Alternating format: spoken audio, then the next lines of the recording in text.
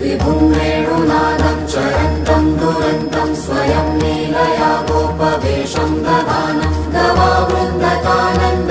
चारुहासं परब्रह्मलिङ्गं भजे पाण्डुरङ्गं परब्रह्मलिङ्गं भजे पाण्डुरङ्गं परब्रह्मलिङ्गं भजे पाण्डुरङ्गं मुखदर्शन